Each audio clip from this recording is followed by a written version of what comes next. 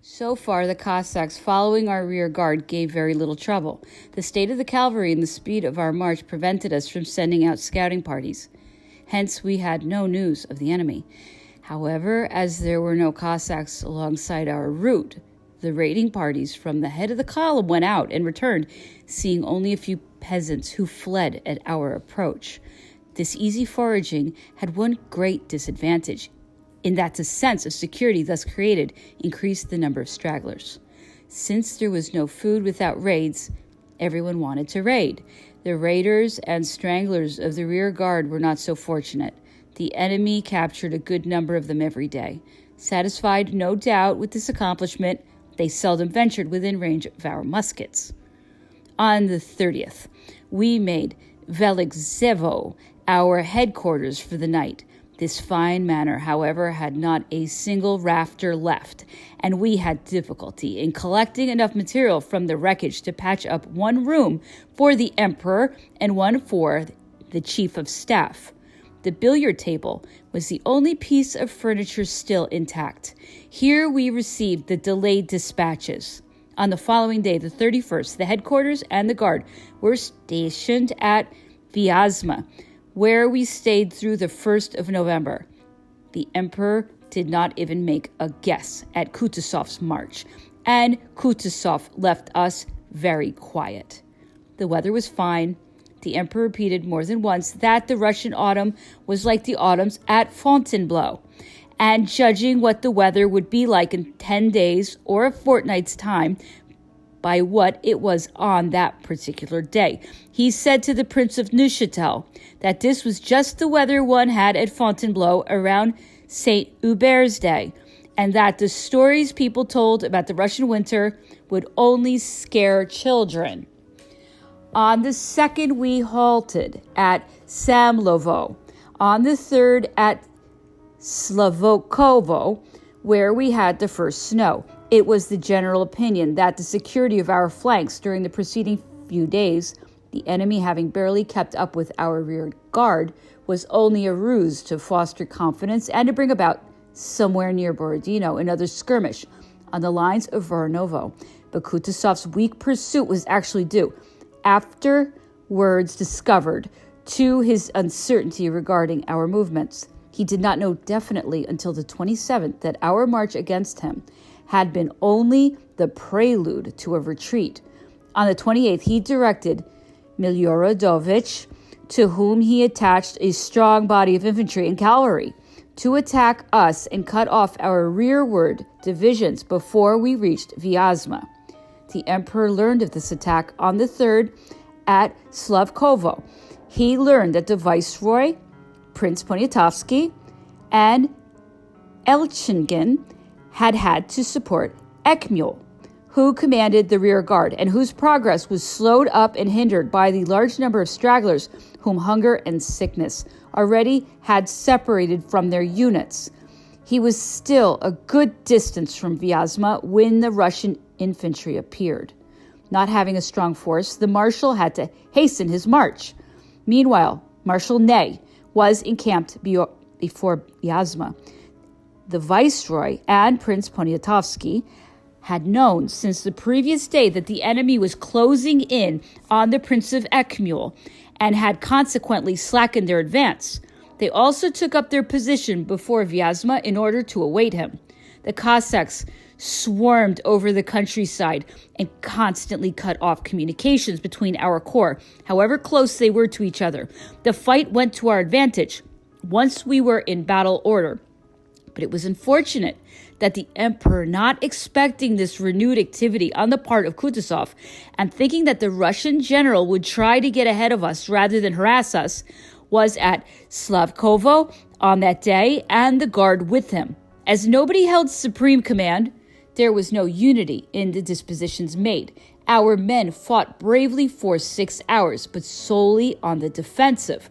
The enemy were thus made to pay dearly for their daring attempt and lost a great number of men, and for this they achieved nothing except that they inflicted severe damage on the First Corps, in which some disorder was shown when it passed ahead of the Viceroy's army. This disorder was still greater at the crossing of the bridge over the Vyazma. Until then, as long, that is, as it had to withstand alone the attacks of the enemy, the First Corps had maintained its honor and reputation, although it was fiercely attacked and its formation broken by the artillery. This momentary disorder was conspicuous because it was the first time that these gallant infantry broke their ranks and compelled their dogged commander to give ground.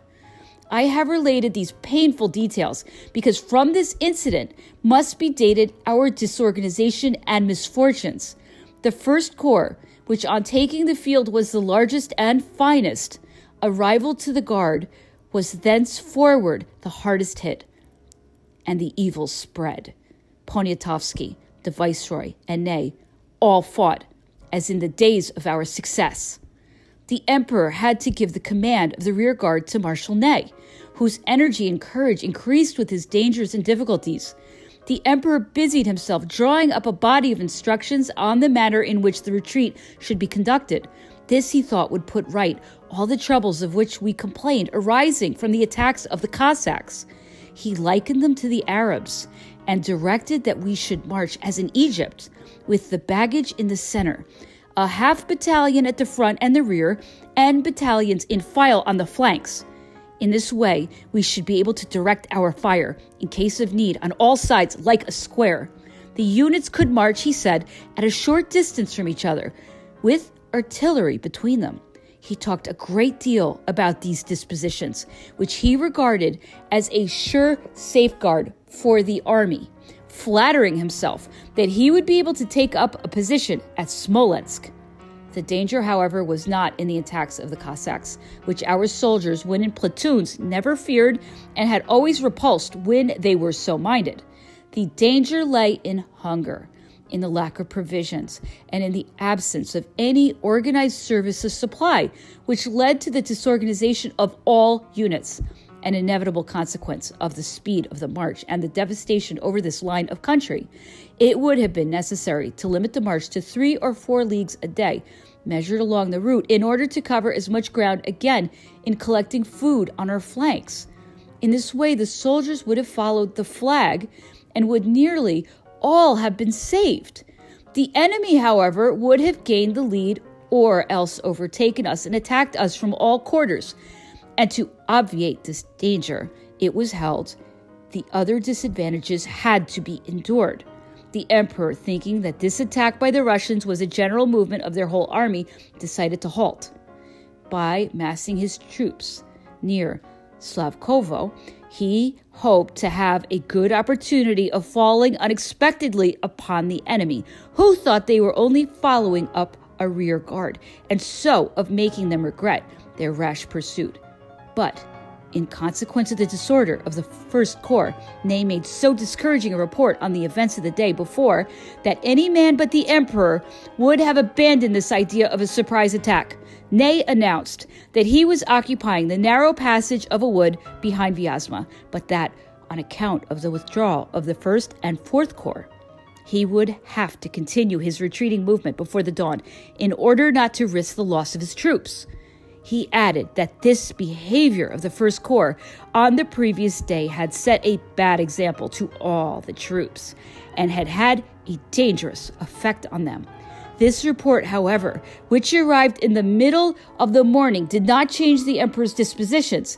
He still believed that all the Russian army had massed together and that a lively and sudden attack on this cumbersome body of troops would have a glorious result. He stayed at Slavkovo, hoping for a thorough revenge throughout the 4th. The enemy, however, attempted nothing. Ney's discouraging reports followed one upon another, and so did the arrival of the various corps, who threw each other into confusion. On the 5th, the emperor had to resume his march. Junot led off, followed by the Young Guard and the 2nd and 4th Cavalry, then the Old Guard, Poniatowski, Eugene, and Davout, whose corps was disintegrated. Ney conducted the rear guard with a vigor worthy of his courage and infused his own energy into all around him. On the 5th, we spent the night at Drogobuya. The dispatches continued to arrive regularly. The weather, which had been milder for 36 hours before, became suddenly colder. There was no news of the enemy. Was Kutuzov following behind, or was he ahead of us? This uncertainty added further to the emperor's difficulties and anxieties. On the 6th, headquarters were at Mikhailevska. It was a day of bad news. The emperor was first much concerned about the details he had learned of the retreat of his troops on the Dvina, which occurred just when he most needed their success. Then he was greatly perturbed by the first news he received of Malet's conspiracy. Malet, a former general who was held prisoner in a private asylum, had formed the scheme of starting a Republican revolution by means of a forged decree of the Senate and an engineered rumor of the emperor's death. On the evening of October 22nd, Malet escaped, and he gained such influence over certain public officials and over the troops of the Paris garrison that he succeeded in paralyzing the government from midnight until 9 in the morning. During this time, he placed the minister, Savary, Duke of Rovigo, and the prefect of police, Pasquier, under arrest, and seriously wounded General Hulin, commandant.